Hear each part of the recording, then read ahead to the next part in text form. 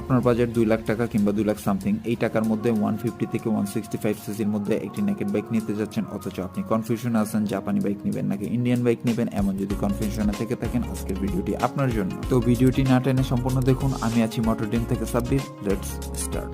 Video শুরুতেই আমি আপনাদেরকে একটি জিনিস ক্লিয়ার করে দিই, এই সেগমেন্টে এবং এই বাজেটে কম্পারিজন হবে ইন্ডিয়ান এবং জাপানি বাইকের, লাইক ইয়ামাহার এফজেড, সুজুকির জিক্সার এবং হোন্ডার হর্নেট।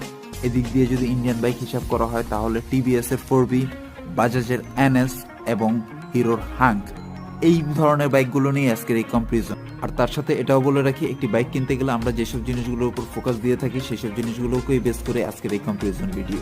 Number 1, design. ডিজাইনের দিক থেকে যদি বিবেচনা করা হয় ইন্ডিয়ান এবং জাপানি বাইককে আমি সেম বলবো।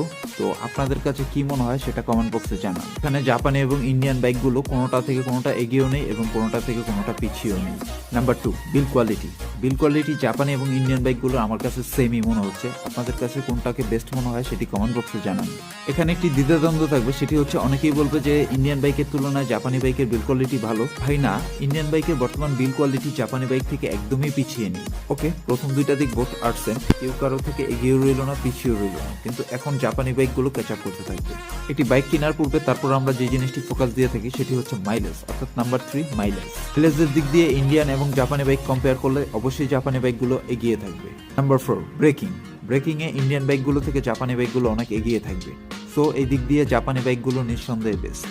Number 5, smoothness. আমরা বাইক কেনার আগে অনেকেই খুঁজে থাকি স্মুথ একটি বাইক। তো স্মুথ একটি বাইক নিতে চাইলে অবশ্যই আপনাকে জাপানি বাইকই চয়েস করতে হবে। সো এই দিক থেকে জাপানি বাইক ইন্ডিয়ান বাইক থেকে অনেক এগিয়ে। Number 6, riding comfort. রাইডিং কমফোর্টও ইন্ডিয়ান বাইক থেকে জাপানি বাইকে অনেক বেটার। সো এদিকে জাপানি বাইকগুলো এগিয়ে রইল, এখন ইন্ডিয়ান বাইকগুলো ক্যাচ আপ করতে থাকবে। নাম্বার 7, রেডি পিক আপ ও অ্যাক্সেলারেশন। এই সেগমেন্ট ওই বাজেট কম্পেয়ার করলে ইন্ডিয়ান বাইকগুলো জাপানি বাইকগুলো থেকে অনেক এগিয়ে আছে রেডি পিক আপ এবং অ্যাক্সেলারেশন। নাম্বার 8, পার্টসের প্রাইস। পার্টসের প্রাইস যদি বিবেচনা করা হয় জাপানি এবং ইন্ডিয়ান বাইকের মধ্যে কম্পেয়ার করলে ইন্ডিয়ান বাইকের পার্টসের প্রাইস অনেক কম। বাজেট 2 লাখ কিংবা 2 লাখ সামথিংকে আমরা মিড রেঞ্জ বাজেট বলতে পারি। তো এই বাজেটে আমরা পার্টসের উপর অনেকটা প্রায়োরিটি দিয়ে থাকি। সো এই ক্ষেত্রে ইন্ডিয়ান বাইকগুলো জাপানি বাইক থেকে অনেক এগিয়ে। ইন্ডিয়ান বাইকগুলোর পার্টসের প্রাইস জাপানি বাইকের তুলনায় অনেক কম।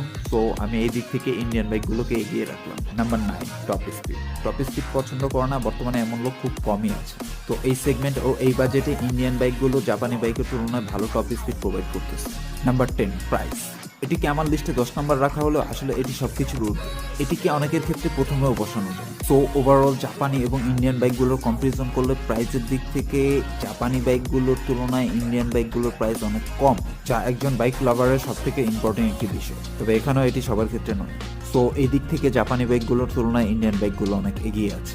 আমরা মূলত বাইক কেনার পূর্বে এই 10টি বিষয়ের উপরে ফোকাস দিয়ে থাকি। এখন বলবো কম্পারিজনের সামারি। তো দুইটি দেশের বাইকই বাইকারদের নানানভাবে ফ্যাসিলিটি প্রোভাইড করে থাকে। আপনার প্রয়োজন যদি এমনটা হয়ে থাকে, ভালো মাইলেজ চাই, ভালো ব্রেকিং চাই, স্মুথনেস চাই এবং রাইডিং কমফোর্ট চাই, তাহলে অবশ্যই আপনি জাপানি বাইক নেবেন। আর আপনার চাহিদাটা যদি এমন হয়ে থাকে, আপনার ভালো অ্যাক্সেলারেশন চাই, আপনার ভালো রেডি পিক আপ চাই, আপনার ভালো টপ চাই এবং ওভারঅল সাধ্যের মধ্যে সবটুকু চাই, তাহলে আপনি অবশ্যই ইন্ডিয়ান বাইক নেবেন। তো এই ছিল আজকের ভিডিওটি। ভালো লাগলে লাইক কমেন্ট দিন এবং চ্যানেলটি সাবস্ক্রাইব করুন, বেল আইকনটি বাজিয়ে দিন।